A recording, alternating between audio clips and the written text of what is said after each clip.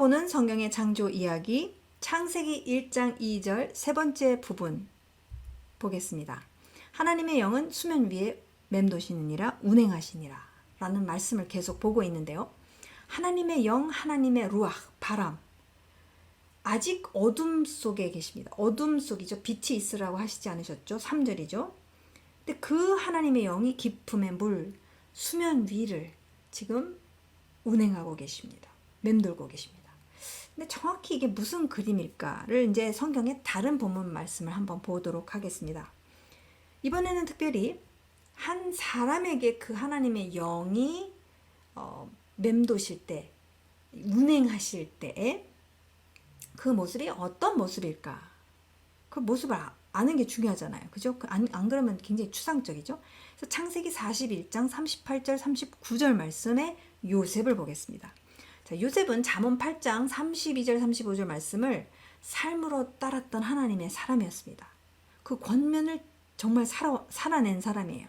아들들아 이제 내게 들으라. 내 도를 지키는 자가 복이 있느니라. 훈계를 들어서 지혜를 얻으라. 그것을 버리지 말라. 누구든지 내게 들으며 날마다 내 문 곁에서 기다리며 문설주 옆에서 기다리는 자는 복이 있나니 대저 나를 얻는 자는 생명을 얻고 여호와께 은총을 얻을 것임이니라. 창세기 41장 말씀 또 요셉에 대한 이야기를 보게 되면은 하나님의 은총이 계속 있었다는 표현을, 하나님이 함께 계셨다는 표현을 계속해서 하고 있어요. 요셉은 굉장히 어려운 상황, 좀 배신을 당하고 정말 상상을 할 수 없는 어려움이 막 계속해서 임하죠. 그럼에도 불구하고 지혜를 버리지 않습니다. 하나님을 저버리지 않습니다. 그죠? 쓴뿌리로 살지를 않아요. 그러니까 이 창조 이야기에서 천지를 창조하신 하나님의 영이 이 요셉의 삶과 관계들 가운데서 메라헤페트, 뭐죠? 운행하고 계시고 맴도시면서 주목하면서 요셉을 계속 주시하면서 요셉의 인생 가운데 역사하시는 것을 우리가 볼 수가 있어요. 창세기 41장 38절 39절 말씀을 보게 되면 바로가 그의 신하들에게 이르되 이와 같이 하나님의 영에 감동된 사람을 우리가 어찌 찾을 수 있으리요 하고 요셉에게 이르되 하나님이 이 모든 것을 내게 보이셨으니 너와 같이 명철하고 지혜 있는 자가 없도다 라고 바로 이집트의 신의 아들, 하여튼 그런 위치에 있는 이 바로의 입에서 하나님의 영이 이 여호와, 이스라엘 하나님 여호와를 모르죠, 바로는. 그러나 어쨌든 요셉을 봤었을 때에 요셉에게는 이 요셉의 신의 영이 역사하고 있다는 것에 대해서 분명히 인지를 했어요. 바로의 꿈을 갖다가, 2번 꾼 꿈을 갖다가 정확하게 해석을 하죠. 해몽을 합니다. 그러면서 이렇게 이야기를 하는 거예요, 요셉에 대해서. 하나님이, 엘로힘이 이 모든 것을 너에게 보이셨으니 너와 같이 명철하고 지혜 있는 자가 없도다 라고 전혀 이스라엘의 하나님 여호와를 알지 못하는, 오히려 이집트의 신의 아들이라고 볼 수 있는 이 바로가 이렇게 증언하는 것을 우리가 말씀을 통해서 볼 수 있죠. 자, 또 다른 인물이 있습니다. 다니엘도 잠언 8장 32절에서 35절 말씀을 삶으로 따랐던 하나님의 사람이었어요. 초지일관 따랐습니다.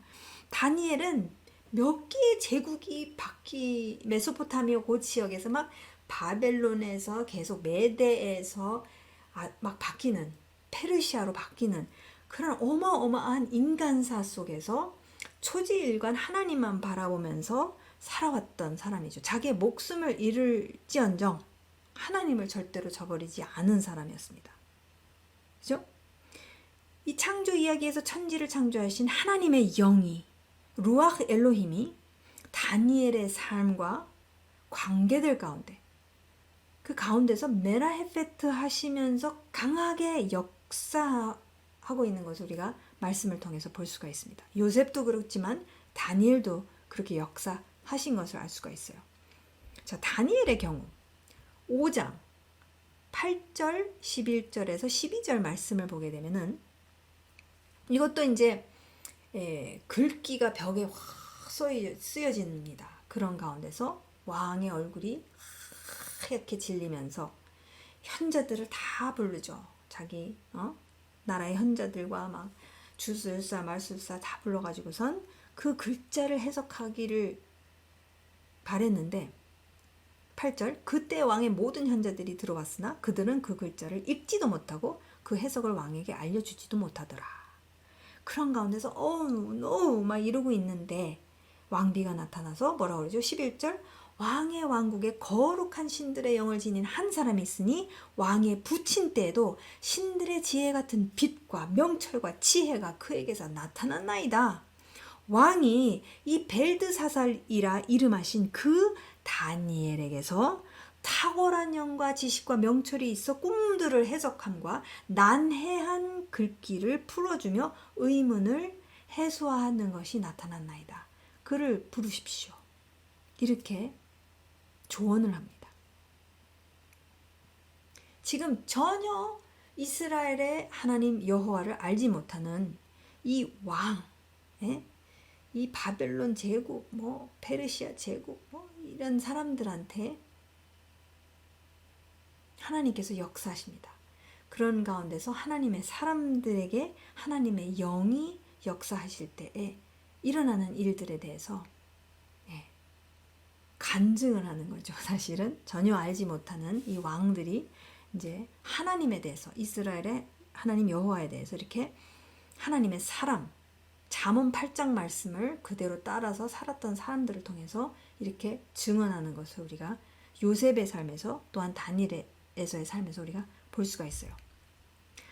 자, 그러면 우리가 지금까지 하나님의 영이 수면 위에 운행하시니라를 계속해서 살펴보았습니다. 근데 여러분, 이 하나님의 영이 수면 위에 운행하시니라와 창세기 1장 3절 말씀에서 하나님이 이르시되 라고 하는 그 말씀이 우리는 많은 경우 사실은 따로따로 읽어요. 이렇게 하셨다, 이렇게 하셨다, 이렇게 그냥 순서 그래 그렇게 하셨지, 오케이. 그 다음에 이르시되 빛이 있으라 하시니 비쳐 있었고 라고 그냥 읽는다는 것이죠. 근데 지금 하나님은 하나의 드라마를 그려가고 계신다라는 거예요. 하나님의 영이 한 개인 안에 충만히 임하시면 어떤 영향을 미치는지 우리가 요셉과 다니엘을 통해서 살짝 맛보기를 했습니다. 근데 구체적으로 보여주시고 가르쳐주시는 말씀이 있습니다. 성경에 있어요. 그래서 그 인물과 그 성령 충만함이 무엇인지 이 인물을 통해서 우리가 봤었을 때에 그 충만함의 역사하심과 이제 하나님이 이르시되가 어떻게 연결이 되어 있는지를 저희가 보는 것이 굉장히 중요합니다. 자, 여러분, 하나님이 묘사하시는 성령 충만한 모습이 어떤 모습인지 성경 안에서 우리가 찾지 않는다면 그럼 어떻게 되냐면은 그냥 나름대로 생각하는 것이 기정사실이라고 진리라고 우리가 착각하기가 참 쉽습니다. 아니면 다른 사람이 그렇게 말했더라, 목사님이 이렇게 말씀하셨다더라, 어떤 신학자가 이렇게 이야기했다더라, 유명한 사람이 그렇게 풀이를 했다. 그것을 그냥 붙잡을 수밖에 없다는 거죠. 근데 여러분, 우리가 성경의 다른 본문 말씀에서 성령 충만이 무엇인지에 대해서 묘사하시는 것, 이런 것들을 찾아보지 않는다면, 그리고 이런 과정, 연구하는 과정을 우리가 거치지 않으면 사실 창세기 1장 2절에서 나오는 표현 있죠. 성령 충만, 하나님의 영이 운행하신다. 이런 것들에 대해서 참 이해하기가 어려워져요. 정확히 뭘 말씀하시는 건지 그냥 아무 생각 없이 그냥 지나가게 된다는 것이죠. 그리고 정확히 뭘 뜻하시는지에 대해서 확인할 길도 없다라는 거예요. 그러니까 말씀에서 답을 찾자라는 거죠. 1차적으로는. 그죠? 그래서 창세기 1장 2절 세 번째 부분에서 1장 3절로의 움직임은 사실상 연결이 되어 있습니다. 연결이 되어 있고 분명하고도 하나님의 영의 의도적인 창조적 활동이라는 거죠. 그것을 우리가 어떻게 알 수가 있는가? 바로 출애굽기 31장 1절에서부터 5절 말씀을 우리가 연구하면은 그게 굉장히 분명해집니다. 아, 그 가운데서 지금 말씀하시는 거구나. 그냥 아무 생각 없이 말씀하시는 게 아니구나 라는 것을 우리가 알 수가 있습니다. 그러니까 하나님의 역사하심과 하나님의 움직이심과 하나님께서 행동하시는 것은 굉장한 정확성을 갖고 하나님께서 하신다는 것을 이 창세기 1장 2절에서 3절로 넘어가면서 그 말씀을 우리가 구체적으로 봤었을 때, 아, 이 창조주 하나님은, 이 이스라엘의 하나님은 이렇게 역사하고 행하시는 그러한 분이시고, 아, 이렇게 하셨을 때 이분의 속성은 이런 거구나 라는 것을 우리가 분명하게 알 수 있다는 것이죠. 그래서 다음에는 우리가 창세기 1장 2절 세 번째 부분에서 특별히 성령 충만함이 있었을 때는 어떠한 구체적인 모습인가를 살펴보도록 하겠습니다. 감사합니다.